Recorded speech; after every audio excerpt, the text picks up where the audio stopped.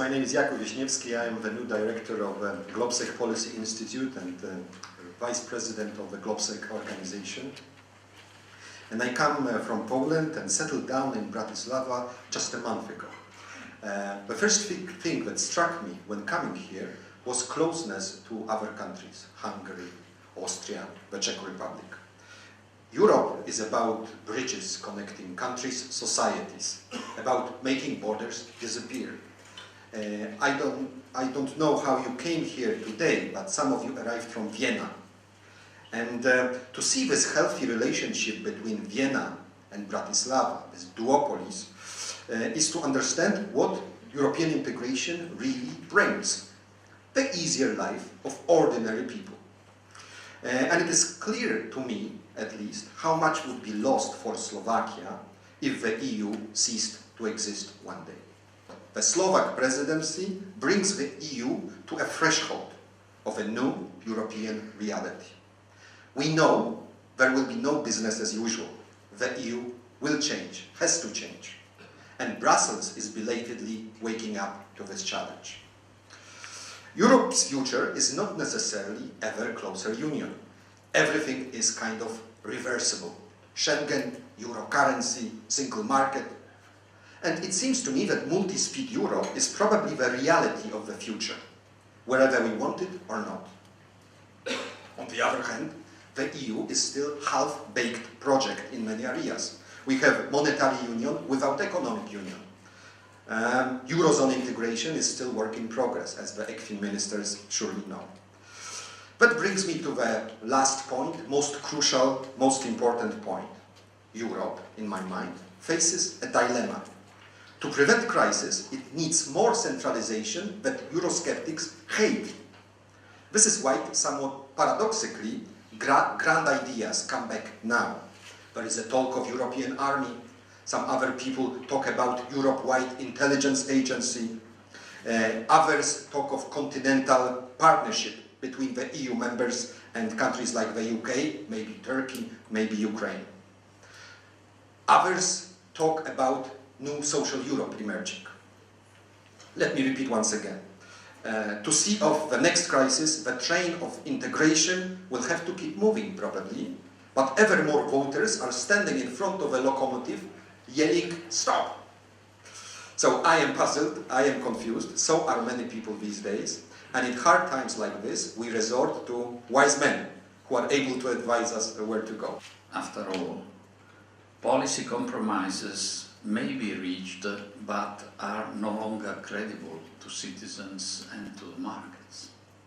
Because citizens and markets see through the language of compromises reached at 4 o'clock in the morning, the appearance and the ephemeral solidity of a presumed agreement, but are ready to see, sometimes rightly, other times wrongly, the dismantling of the common will that is meant to be expressed by those statements. So, in my view, there are three main tensions which undermine the solidity of any agreement, its credibility, and above all, the willingness to move forward.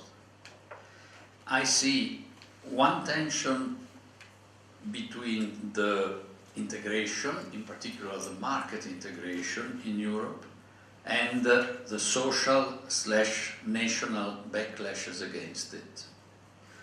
The second tension is the tension about the rules and discretion/flexibility.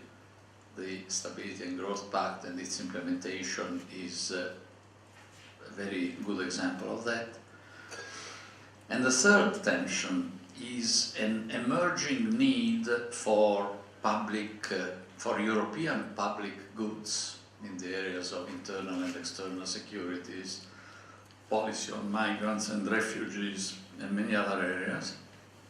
Emerging need for European public goods and a EU budget that may or may not from the quantitative point of view be fit for the purpose, but which is certainly unfit for the purpose as regards the structure of the expenditures, the ways of financing it, and the budget process itself.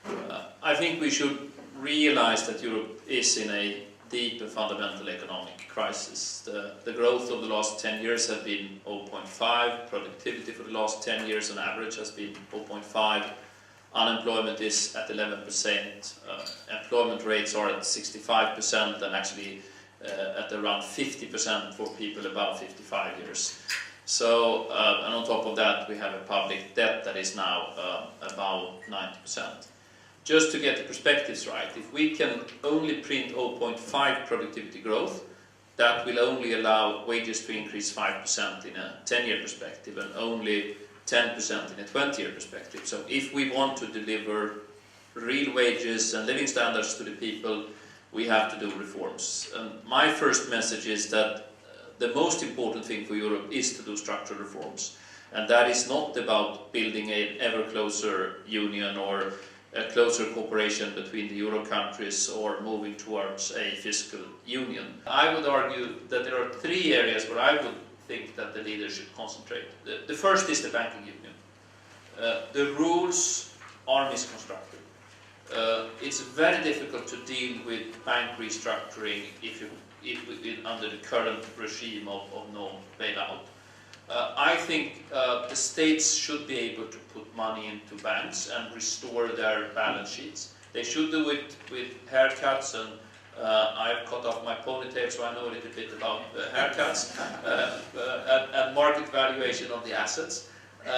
So it should be done conservatively and stringently, but unless we rapidly restore our banking sector, monetary policy will not be efficient in Europe. So they have to rethink the banking union. They have to let the Italians and others really do what is necessary with the banking sector.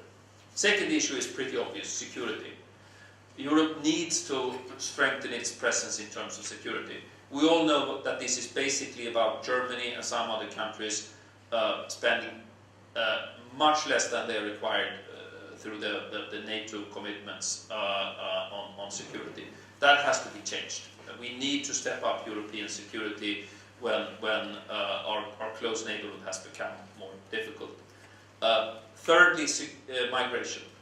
We need to deal with migration issues. And again, I must admit that to my mind this is basically about labor market and structural reforms. We need to reduce the thresholds into our labor markets. We need to have more flexible labor market. We need to have more jobs that are in line with people's qualifications. Now, I can't help drawing the conclusion, and this is our fundamental disagreement, that we actually in Europe do need a fiscal instrument we need to obviously walk on two legs. There are lots of countries that need serious structural reform, but we also need the other instrument. We need the possibility of a pan-Eurozone fiscal policy, which doesn't mean it has to be at the level of the Eurozone, but it has to make sense for the Eurozone as a whole. In other words, there has to be someone who can tell the Germans that when their debt is actually bringing them something like 0.5% on 10-year bonds, rather than costing them, they've actually got to run a deficit of 3% or 4% or even 5% of GDP, right? If we can't do that, I know it's not going to happen, but I think there's nothing wrong with saying what is needed, if only in order to see the challenge that we're facing. And I'm deeply convinced it's not an accident that today we have this feeling that monetary policy is no longer effective. Of course, it started working far too late. We are in a situation of extreme political tension within Europe, from Russia, through Poland and Hungary, to Britain, possibly France, and all the way out to the United States. And really, if things break badly in a few of these places at the same time, and that can happen over a short period of time, then the political dynamic, and I don't just mean populist parties getting elected, I'm talking about people taking substantive decisions that will be directed against their neighbours and their partners, right, when these sort of things happen. It's obviously the greatest risk is Trump, and you know, it's very 0-1, and if it doesn't happen, you know, we're that much safer, and I'm that much closer to Anders. There is unfortunately not enough discussion. There is not enough time spent by the leaders, and I think finance leaders are probably even better than the others. And I was, as Minister of Economy, I was also part of the Energy Council and the Competitiveness Council, etc. But there is just not enough substantive and substantial discussion, and I think it's a huge problem. So for the council, for the meeting of 27 next week in Bratislava, this is all basically handled primarily in terms of substance by the cabinet of Donald Tusk. That's the reality. In terms of substance, we have almost, I don't know, I think Ivan Korčok will have to answer, but I think very little input, mostly logistics on our side.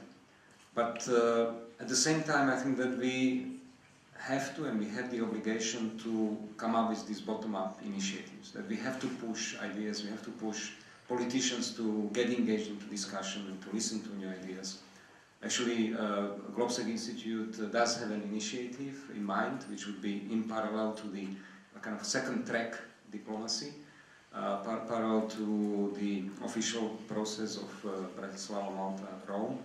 Anyway, the idea is to exactly generate this bottom-up thinking and new ideas which would be channeled to the leaders and push the leaders to make real decisions. If I were to use 3 adjectives of a mood of a discussion, I would say realistic, sober, pragmatic. And pragmatism is really a mot de jour these days, and I would end maybe with one final sentence. I hope that co-speakers would agree with me. If you have visions, go to the doctor. Thank you very much. Please join me in thanking the speakers.